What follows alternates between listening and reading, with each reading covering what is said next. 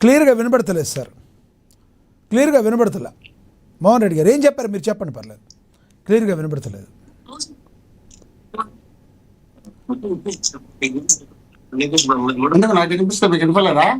వినపడతలేదు sir. వినపట్ల మీ internet ఏదో ఇబ్బంది ఉన్నట్టు చూసుకోండి. డిజిటల్ కార్పొరేషన్ నుండి కోట్ల రూపాయలు ఇచ్చారు రామ్ గోపాల్ వర్మకి. 2000 తెచ్చినారంటే ఇతనితో. ఇతనికి డబ్బులు ఇచ్చేది లోకేష్ బాబు అంట. లోకేష్ బాబు గారితో డైరెక్ట్ కలిసినారట. రుజేపు ఉండబ్బా, మన కోరస్ ఏంది ఆ తందానా తానా తెన్నానా అనేది రుజేపు ఉండు. తర్వాత నేను మాట్లాడలేదు కదా. ఆ వేళ చేయించినటువంటి క్యాండిడేట్ ఇతను. రెండోది మీ సినిమా గురించి పదే చెప్తున్నారు వంశీ గారు. అబ్బా అనుభవించినారు, ఆలోచించినారు, ఆ రోజు ఎంజాయ్ చేసినారు, ఈ రోజు 10 నిమిషాలు ఎంజాయ్ చేయలేకున్నారు అని. మరి ఎంజాయ్ చేయాల్సింది అసెంబ్లీలో మాట్లాడినప్పుడు ఆడ ఎంజాయ్ చేయకుండా ఇక్కడ వచ్చి ఏడ్చినారు. సేమ్ అదే అనుకోవచ్చు కదా మనం కూడా. మనకున్నప్పుడు ఒకటి, వేరే వాళ్ళకున్నప్పుడు ఒకటి.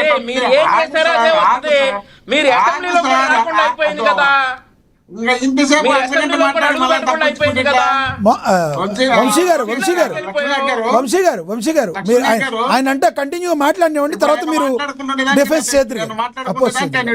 ఆయన అంటే మాట్లాడినండి, ఆయన మాట్లాడినండి. ఎస్, కంటిన్యూ చేయండి. మరి ఇప్పుడు నేను ఏమంటున్నానంటే, మీరు మాట్లాడినా నేను మాట్లాడినా మహిళలు మాట్లాడినప్పుడు ఎవరు మాట్లాడినా తప్పే. ఫస్ట్ మాట్లాడింది మీరు. ఎవరు? షర్మిల గారిని బాలకృష్ణ గారి ఆఫీస్ నుండి ఫస్ట్ మాట్లాడింది మీరు. కంప్లైంట్ పెట్టింది ఫస్ట్ మేము. మహిళల పైన మొట్టమొదటి మొదలు పెట్టింది మీరు చేసిన తర్వాత మా పార్టీకి సంబంధించి ఎవరు చేయలేదు. ఎవరో బయట చేసిన వాళ్ళందరినీ తీసుకొచ్చి మాకు కల్పించి మాట్లాడుతున్నారు. వీళ్ళు డబ్బులు పెట్టి పెంచి పోషిస్తున్నారు. వీళ్ళు ఐటీడీపీ నుండి వీళ్ళకి సంబంధించి వివేకం అనే సినిమా తీసి, ఆ వివేకం సినిమాలో భారతమ్మను జగన్మోహన్ రెడ్డి గారిని అందరినీ పెట్టి ఆయన్ని ఎట్లా చంపించారు, ఎట్లా ప్లాన్ వేసినారు, ఇవన్నీ చూపించినటువంటి ఈ పెద్ద మనుషులు ఇంత నీతులు చెప్పుకుంటా కూర్చుంటే మేము చెవుల్లో పూలు పెట్టుకొని ఇంత కూర్చోవాలంటే, వీళ్ళు పెద్ద నీతులు చెప్పేవాళ్ళు. వీళ్ళు చెప్తాంటే మేము వినాలంట. వీళ్ళ జీవితం మొత్తం వీళ్ళు బూతులతోనే పుట్టారయ్యా. వీళ్ళు బూతులతో పుట్టారు కాబట్టి ఆ పార్టీలో మా పార్టీలకి వచ్చినటువంటి వ్యక్తులు కూడా అదే బూతులతో వీళ్ళని తిడుతున్నారు తప్ప, మా పార్టీలో పుట్టినటువంటి ఏ వ్యక్తి కూడా బూతులతో తిట్టిన సందర్భం లేదు. వీళ్ళ చరిత్రే బూతుల చరిత్ర. వీళ్ళ చరిత్ర సినిమా మొత్తం బూతులు ఉంటాయి. ఆ బూతులు తీసుకొచ్చి తెలుగుదేశం పార్టీ పుట్టుకతో వచ్చింది. తెలుగుదేశం పార్టీకి అసలు ఏమన్నా ఎన్టీ రామారావు గారిని కూడా బూతులతో తిట్టినటువంటి పెద్ద మనుషులు వీళ్ళు కూడా మాట్లాడితే ఎట్లయ్యా? రామారావు గారి మీద ఆర్టికల్లో ఇచ్చినటువంటి పెద్ద మనుషులు వీళ్ళు. రామారావు గారి మీద చెప్పులు ఇచ్చినటువంటి పెద్ద మనుషులు, నీతులు, నిజాయితీలు, విశ్వసనీయత వీళ్ళు వీళ్ళ జీవితంలో ఎప్పుడు కూడా జనం కోసం, ప్రజల కోసం ఏ ఒక్క రోజు వీళ్ళు కేవలం రాజకీయ పార్టీ పెట్టుకున్నారు తప్ప ప్రజల కోసం వ్యక్తులు కాదు.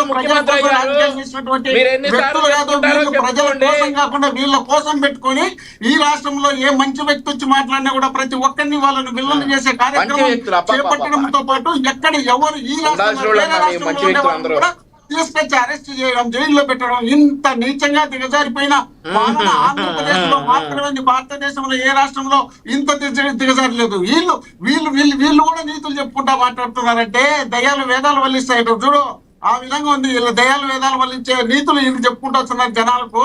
వీళ్ళ చరిత్రలో ఏ ఒక్క రోజైనా వీళ్ళ నాయకుడు సక్రమంగా మాట్లాడినాడు అడగమనండి.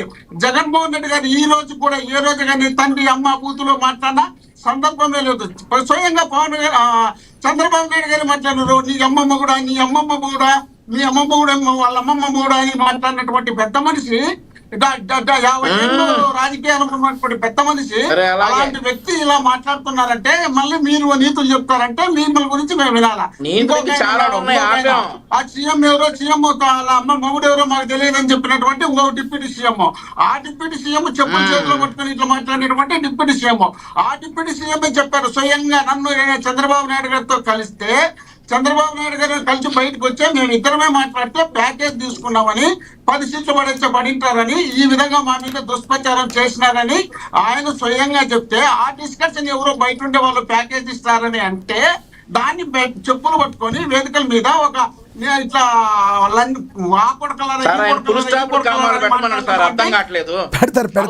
వ్యక్తి ఇలాంటి వాళ్ళు కూడా నీతులు చెప్తున్నారు.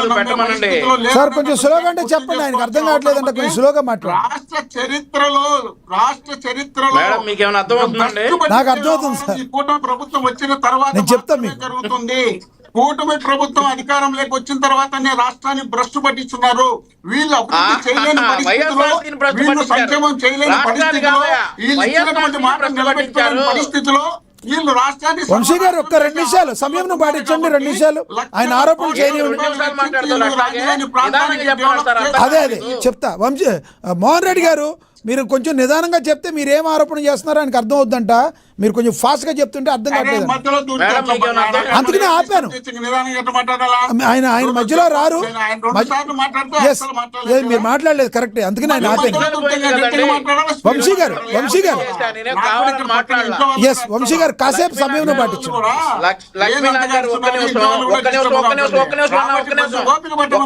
వినండి వేరే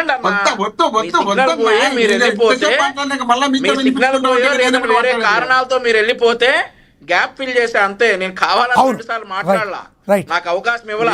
మీ దగ్గర సిగ్నల్ పోయో లేదంటే వేరే కారణాలతో మీరు వెళ్ళిపోయారు డిబేట్ లో నుండి, గ్యాప్ ఫిల్ చేసే అంతే. అవును అయ్యా వంశీ గారు, మాట్లాడినందుకు వద్దలే, మాట్లాడేటప్పుడు డిస్టర్బ్ చేసినందుకు వద్దంటున్నా. దానికి మాట్లాడుకునే మీరు అంటున్నారు నువ్వు అయితే నాకు కూడా తెలుగు వచ్చేది. నేను కూడా తెలుగు నేర్చుకున్నా కొడుకు, నాకేం నేర్పించావు? అమరావతి రైతులు మీ రైతులను దాదాపు 1200 రోజులు, 1500 రోజులు, 1600 రోజులు దీక్ష చేసినట్టు. ఆ పక్కన ఆపోజిట్ మీకు చేసినారు దీక్ష. ఏమని 3 రాజధానులు కావాలని చేసినటువంటి దీక్ష కూడా ఉంది. వాళ్ళను మీరు పోయి దాడులు చేసే కార్యక్రమం చేస్తున్నారు. వాళ్ళకు సెక్యూరిటీ పెట్టారు, మీకు సెక్యూరిటీ పెట్టారు.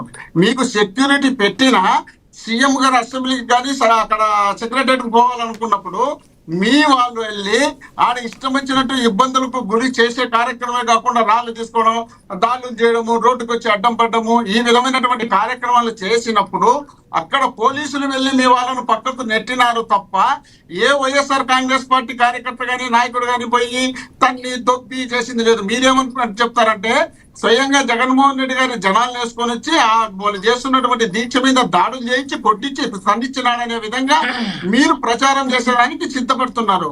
మీరు మీ ఇష్టం వచ్చినట్టు మీరు వర్ణించి మీ లేని తప్పులు ఉన్న తప్పులు అన్ని కలిపి. మోహన్ రెడ్డి గారు ఇంకొక క్వశ్చన్, మిమ్మల్ని డిస్టర్బ్ అయితే చేయట్లేదు. ఒక క్వశ్చన్ ఏంటంటే ఇందాక ఆయన మాట్లాడారు వంశీ గారు, ఎవరైతే ప్రకాష్ రాజ్ గారు ఇప్పుడు పేర్ని నాని గురించి కావచ్చు, అదేవిధంగా అంబటి రాంబాబు, నాగార్జున యాదవ్ గురించి దిగజారిపోతున్నారని మాట్లాడారని చెప్పారు. మీరు ప్రకాష్ రాజ్ గారికి ఏం చెప్తారు? మీరు మీ నాయకుల గురించి ఆయన అలా మాట్లాడినప్పుడు మీరేమంటారు?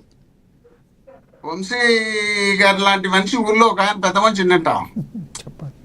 ఇంకోడెవడోడు పోతూ ఉంటే దారిలో పోయి పడినట్ట. ఏమయ్యా పడినావు అంటే ఇది ఒక లగుల్లే అన్నట్ట. పడింది కాదు లగులు అన్నట్ట. చాలా దొందరుకొని పడితే లగులు అంట. వాళ్ళని మొఖాన్ని ఉమ్మేచ్చే దాని నుంచి మా మొఖాన పడింది అని చెప్తాడు ఆయన.